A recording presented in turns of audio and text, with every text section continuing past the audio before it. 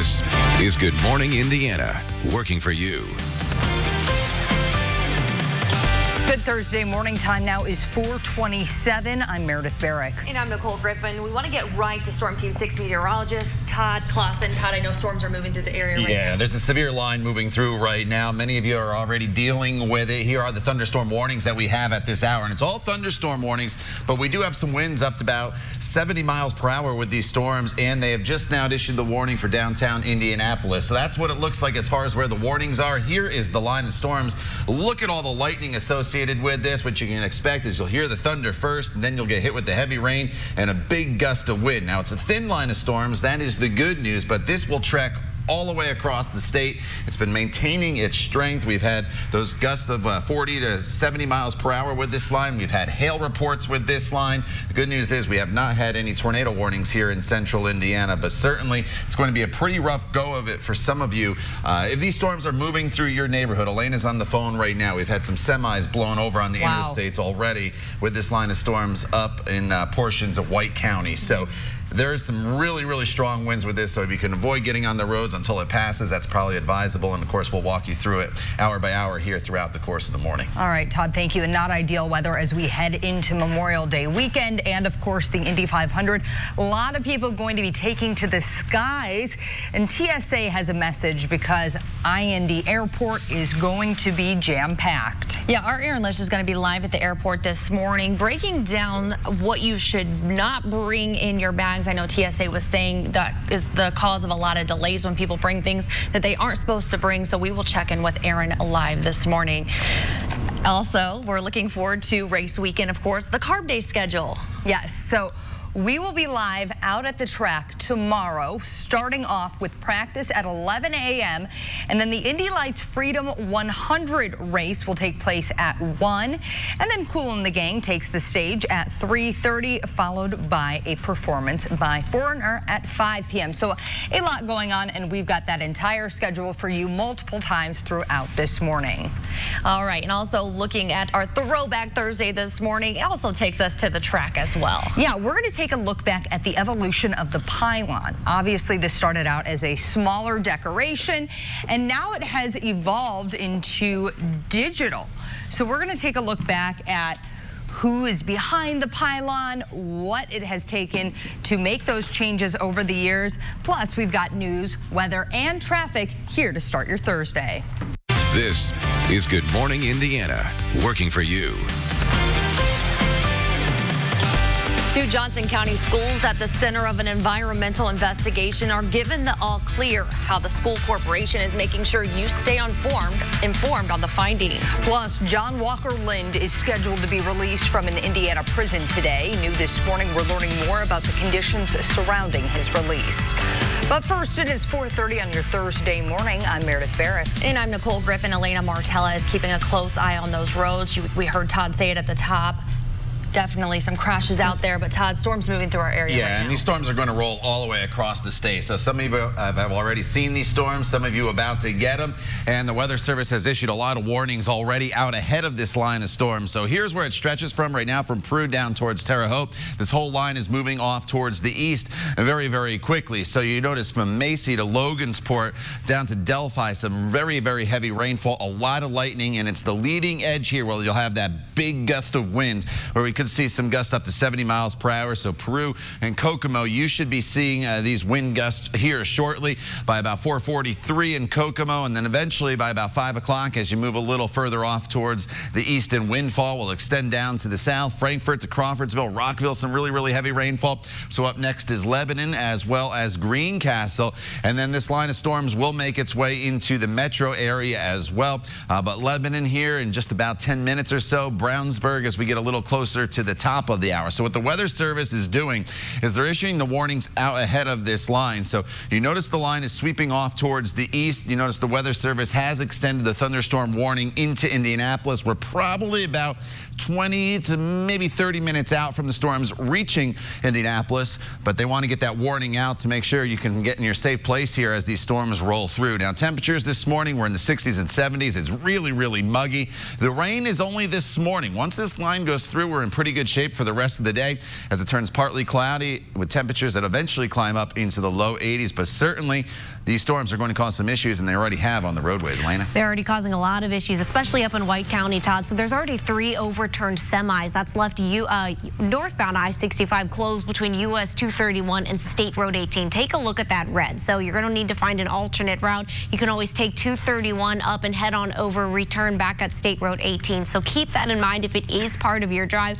Again, all closed. Now, I just spoke with ISP Dispatch, and they say they're not aware of any injuries right now. They don't believe there are any, but again, that crash cleanup's going to leave this interstate closed for a pretty long time. So let's take a look at the roads right now. Here's a look at I-465 at West 71st Street. Some overnight road work, but everything's moving along just fine. Let's take a turn over to I-465 at Fall Creek Road over on the east side now. Again, all moving along just fine, but just be sure to use that extra caution. Again, that wind is pretty strong. Elena, thank you. Now to breaking news from the city's east side. One person is dead this morning after a fight ended with a man's throat being slashed. Police say an alcohol-fueled fight spilled out into the street early this morning in the 900 block of North Bosart Avenue. That's when one man grabbed glass from a broken bottle and slashed another man's neck. The victim was taken to the hospital and died on the way. There's no word yet on what sparked that fight. A new set of test results are giving the all clear to several elementary schools in Franklin. We're talking about Webb and Needham elementary schools. Both schools have been the focus of environmental concerns as a result of a former plant which is under scrutiny for possible contamination. Franklin Community School officials say the latest sampling came back either non-detectable or below the residential subslab vapor screening level. The district is posting all the test results on its website and installing equipment at the schools during summer break to reduce any problems. More than 50 cases of theft or breaking and entering have been reported in one community in the last month. The area near I-465 and Kentucky Avenue on the city's southwest side. RTV6's Graham Hunter shows you how a veteran living in the area is now taking matters into his own hands, trying to get his stuff back. This was the door they got in from. Dan Cahill had thousands of dollars worth of tools stolen from his garage. Saws, sanders, nail guns, lasers. Cahill, who served in the Army in the 70s, is a light sleeper and says he was home at the time. To be awake probably when they did it just drives me nuts. The criminals got more than tools. An 08 Yamaha XR 250 Enduro, which is a street and dirt bike. 2 motorcycles gone. 89 Yamaha YZ125. But that's when something else happened Cahill couldn't believe. The next day, the guy put the Enduro bike on for sale. A friend told Cahill the bike was for sale on social media. Cahill made contact saying he was interested in buying. They tore all this decals and everything off of it. He showed the guys his title and called police and got the bike back. But first, they cut a bunch of wires off of it. The bike will need costly repairs, but Cahill is glad to have it back, and now he's hoping someone will spot his other motocross bike. Hopefully we can get some stuff back and just, put it out and just people be aware, it could happen to anybody. For now, Cahill is making sure the rest of his stuff is protected. So all the doors are padlocked now. Yeah. I got 2 new security cameras. In case anyone comes by again. I'm a firm believer of the Second Amendment, and everybody knows that there's usually a firearm close at hand. Reporting in Decatur Township, Graham Hunter, RTV6. If you have any idea who stole Cahill's tools or motorcycle, you are asked to get in touch with police. John Walker Lynn, the man known as the American Taliban, is scheduled to be released from the Terre Haute Federal Prison today. And new this morning, we're learning more about the conditions surrounding his release. When he's released, Walker Lynn will spend 3 years on supervised probation. He also isn't allowed to have an internet-connected device without probation. He can't view extremist or terrorism videos. He can't communicate online in any other language other than English. He has to undergo mental health counseling, and he can't leave the U.S. without permission from the court. Walker Lynn was captured in 2001 by U.S. forces in the Afghanistan invasion. Investigators have identified the man found dead inside a Muncie wastewater treatment plant. Authorities say the body of 41-year-old Michael Donald Coates was found on a conveyor belt inside the plant on Monday morning. An autopsy didn't determine the cause of Coates' death. Muncie police say a filtration system large enough to carry debris human body runs across the city. Investigators say Coates was last in touch with his family on Sunday morning. A sinkhole on a southern Indiana highway is being blamed for the deaths of 2 people. The massive sinkhole opened up on I-265 near New Albany, causing a huge backup. A semi-truck did not stop for the stop traffic, slamming into a pickup, causing a 5-vehicle chain reaction crash. In the middle of the crash was Doug Borders and Christina Coy, both of Scottsburg. Both died in the crash. Borders' cousin says she wants people to remember to be careful on the roads because it's not just your own life at risk. We're hanging in there in the hopes that there was a grand reunion in heaven, and we have all the hopes in the world that, you know, our parents greeted him and hugged him enough for all of us. 3 other people were injured in the crash. They are all expected to be okay. This morning, the lanes of the interstate are repaired and reopened. Indianapolis International Airport is gearing up for a busy Memorial Day and Indy 500 travel weekend. Officials say you can do yourself a favor by paying close attention to what you pack. Ahead of the busy weekend, TSA showed off the number of knives, weapons, and other items they've confiscated at security. TSA agents say folks often forget the items that are in their carry-on bags. They say those discoveries just slow down the whole process for everyone. More prohibited items equals it is a contributing factor to wait times growing. So we've done some studies at bigger airports and have learned that that lines can grow up to 4 times longer with prohibited items in bags, or when passengers don't follow the rules. Some more reminders: if you have liquids, gels, or aerosols, they must be 3.4 ounces or less. Otherwise, pack them in your checked bag, and make sure to take electronics larger than a cell phone out of your bags so they can be scanned separately. We are just 2 days away from the IPL 500 Festival Parade, and new this morning, we're getting an early look at some of the floats. Organizers say there are a record number of floats this year. More than 300,000 people will line the streets of downtown Indianapolis to enjoy the sights and sounds of the parade. It steps off at 11:45 Saturday morning on Meridian Street.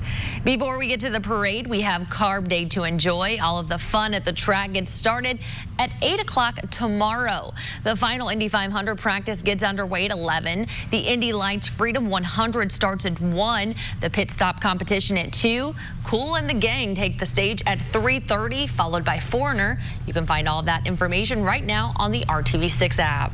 An Indiana city with brown water says they're fed up. How long residents say the brown water has been flowing from their taps and what's being done about it. Plus, breaking overnight, at least 22 tornadoes touching down from Oklahoma to Missouri. This morning, we're getting our first look at the damage from the deadly storms. Todd. And that line of storms is prompting severe thunderstorm warnings here in central Indiana. We have no tornado warnings out there, but this entire line of storms that you see across the state is severe. We'll talk about the timeline, and once these storms move through, what kind of day it turns into, coming up in your Storm Team 6 forecast. Time now is 4:40. You're watching Good Morning Indiana right here on RTV6. Buy or lease a new 2019 Atlas. And welcome back to Good Morning Indiana. It's a Storm Team 6 alert day as the severe line of storms is making its way across the state this morning. Everywhere you see in yellow there, that is a severe thunderstorm warning. And here is the line of storms as it stretches from Peru through Kokomo down towards Terre Haute. This entire line will sweep off towards the east. We'll track it for you here, Meredith, coming up in just a few minutes. Todd, thank you. New this morning, after decades of brown water flowing from their faucets, people living in southern Indiana are getting an update on the effort to clean it up. Charlestown residents say the brown water has been running out of their faucets for the past 50 years. Indiana American Water bought the town's water system in March. Since then, the company has invested nearly $700,000 into wells, the water plant, and control systems. We've heard more of that. We've heard some people have a lack of confidence in us, and maybe being the new guys, that could be fair. You know, we're asking them to be patient as we work to implement solutions, and some people don't want to hear that. You know, the time is now to fix it, and we are about fixing it. Indiana American Water says in a couple of months they plan to flush out the system, which should improve water quality in the short term. Long-term solutions will be explored over the next few years. As Democrats ramp up their impeachment talks, negotiations between the president and congressional Dems to build up America's infrastructure imploded. About 3 minutes. That's how long President Trump stayed in Wednesday's White House meeting. He insists he won't work with people who are investigating him. And I told Senator Schumer, Speaker Pelosi, I want to do infrastructure. I want to do it more than you want to do it. But you know what? You can't do it under these circumstances. So get these phony investigations over with. He just took a pass. And it just makes me wonder why he did that. In any event, I pray for the President of the United States. While that drama was unfolding, the president's financials moved closer to being released to the public. A federal judge refused to block House subpoenas for Trump's bank records. Lawmakers in New York passed a bill that would allow Trump's state tax returns to be released. That measure now moves to the governor's desk for his signature. We are following breaking news from Missouri this morning. We are getting our first look at a tornado that touched down in Jefferson City, Missouri, the state's capital. As ABC's Janae Norman reports, at least 3 people have died in the overnight tornado outbreak. Overnight, Missouri state capitol taking a direct hit from a large tornado. The National Weather Service says the twister formed over Jefferson City just before midnight. New pictures from the city's Twitter account showing some of the damage. This morning, hospitals in the area are in disaster mode, with reports of people trapped in homes and an apartment complex. Reporter Ashley Strohmeyer from our station in Columbia, just outside Jefferson City, posted this video to Facebook. There are buildings crushed. Riley Toyota, the cars in the parking lot are covered with power lines and destroyed. I'm at a loss for words. Governor Mike Parson tweeting, "We're doing okay, but praying for those that were caught in damage. Some are still trapped. Local emergency crews are on site and assisting." In Joplin, Missouri, new video shows dark skies with blaring tornado warnings in the distance. That threat coming on the anniversary of the devastating tornado that tore through the city in 2011, killing 158 people. And in Oklahoma, mandatory evacuations are underway along the Arkansas River as 2 runaway barges head downstream toward a dam. Janae Norman, ABC News, New York. No tornado warnings here in central Indiana, but we do have multiple thunderstorm warnings. In fact, this line of storms is warned really from the Fort Wayne area now down towards Martinsville. On the backside of it, once these storms move through, the National Weather Service has been doing a good job dropping the warnings. But if you live east of this line of warnings, you could probably expect warnings to eventually be issued for your community as well. So I'm going to take you right into the line of storms. We're just going to kind of walk our way down this line of storms and go right into some of your communities here. From Frankfort to Forest to Burlington, you're dealing with the heavy rainfall and a lot of lightning. Kokomo, Kempton, Tipton, you're next up. And what you can expect is obviously you'll hear the thunder out ahead of the line of storms, and then you'll get the heavy rainfall. And just as the rain is starting, you'll get that gust of wind. So all these towns that I mentioned out ahead of this line of storms, you'll get about 70-mile-per-hour winds. That's what this line of storms has been producing. So Lebanon, the rain just getting going, some tremendous amount of lightning there. Liston over towards Sheridan, you're up next for this line of storms with the gusty winds. And then as we slide a little further down to the south, Danville, Greencastle just getting ready to get into this very, very heavy rainfall, but it's coming down in Bainbridge, back through Brazil and Rockville. And as we track this line off towards the east, here are some communities again where we are going to time it out for you right up to the minute. Tipton 501 as we get towards Noblesville, as we work our way into Hamilton County there, about 513 for the storms to move into your area. Indianapolis, we're probably looking a little after the 5 o'clock hour as well. Beech Grove about 5:15, and then eventually this line again will continue eastward towards Muncie and Richmond. So you have probably about another 30 to 45 minutes before the line gets to you. But as this line has come through, again, it has produced 70-mile-per-hour winds, and it has also produced 3/4 inch size hail with it. So you can expect a little bit of hail, but the wind is the major issue as these storms roll through. So the storms come through during the morning commute, so obviously not good timing But the good news is that they move through pretty quick. So once we get past, say, 9 o'clock, most of the rain is done for the day, and then it turns into a nice afternoon, very similar to yesterday where we had the rain in the morning. The afternoon hours were pretty nice with the sunshine across the area. The one thing you'll notice as soon as you walk out the door this morning, the temperatures are warmer and the humidity has come way up as well.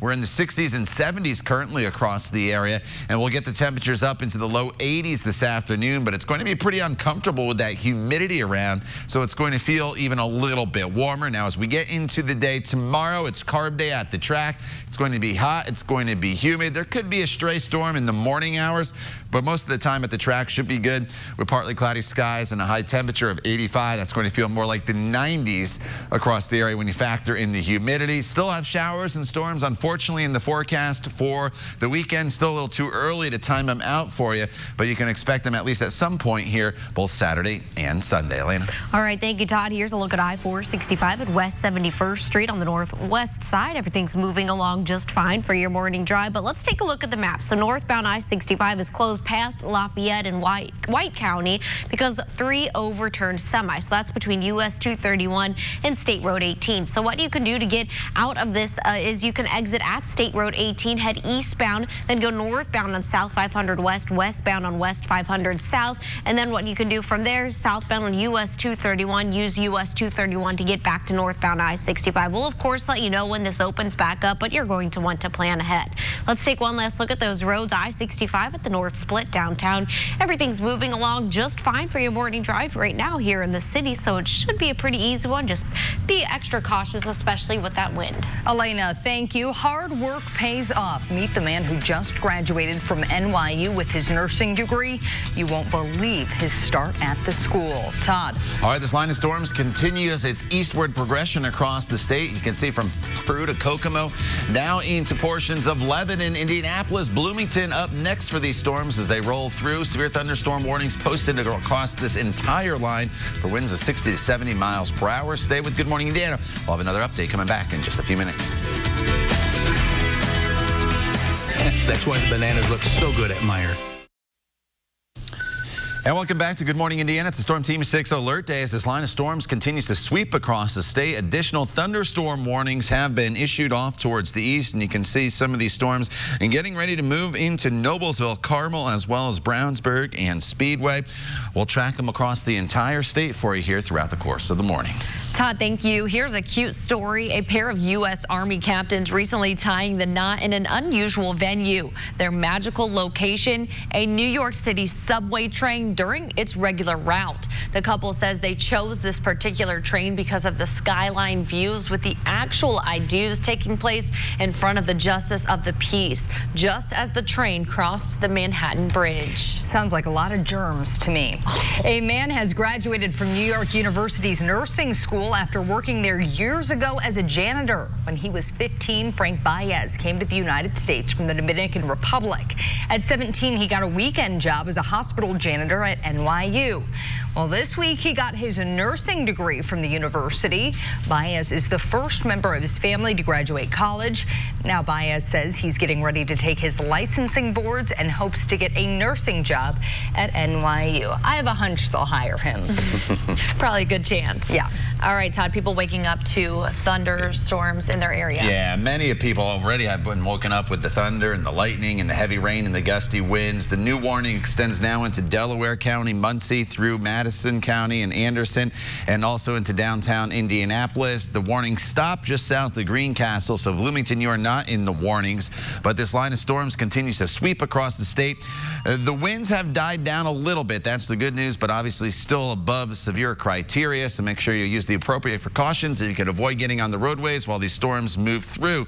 That will certainly be advisable here this morning. I am expecting the warnings to maintain themselves probably all the way up to the Ohio state line. The time now is 4:57. Stay with us. We'll be right back.